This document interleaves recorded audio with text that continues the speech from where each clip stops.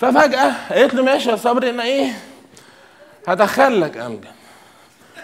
فتحت الباب ودخلتني وقفلت.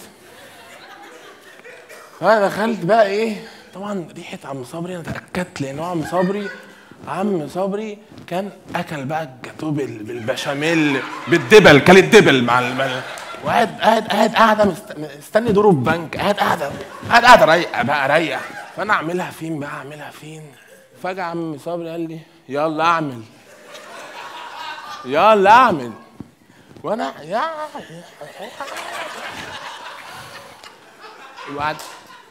وبعدين شايف عارفين السليب اللي هو كان ايه بتاع الفومانشي،